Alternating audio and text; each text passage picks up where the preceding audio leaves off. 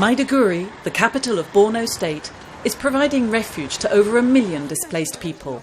And as the Nigerian army regains control of the main towns and some villages in the state, more and more people continue to arrive.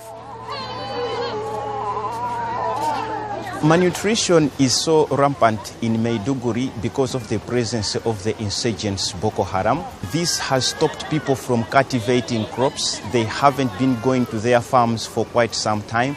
This resulted in shortage of food, and subsequently malnutrition kicked in as a result of food scarcity. Health facilities in Maiduguri are overwhelmed, unable to cope with the medical needs of the city's residents as well as the displaced and patients transferred from other towns in Borno such as Bama and Dikwa. We are continuously piling up people who have been discharged, but we have got nowhere to take them. We can't take them back to Bama, we can't take them back to Dikwa because the situation there is catastrophic.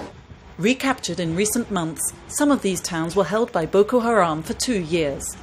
Security remains high, but MSF teams are able to travel to them under army escort. For example, to Bama, the second largest town in the state, where the mortality rate exceeds the emergency threshold.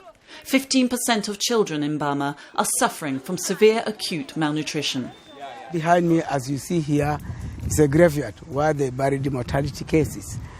Most of the cases died because of hunger and lack of water, and then followed by lack of medicine. Before the NGOs will intervene, no helping hands.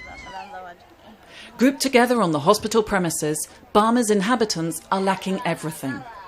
Les interventions sur ces sites sont absolument essentielles parce qu'il y a. There's a desperate need for humanitarian aid in places like Bama. Many people's lives are in danger. They need immediate medical assistance in order to survive. For many, it's a matter of days or hours even.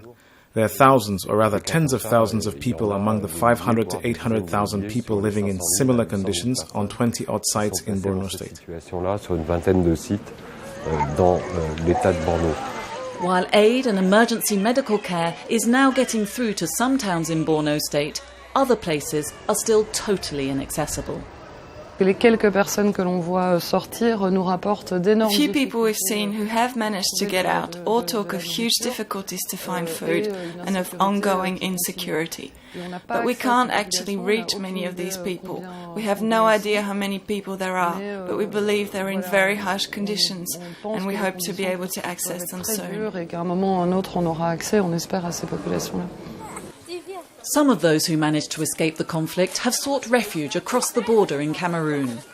MSF teams there are treating the wounded, providing mother and child health care and offering mental health support too.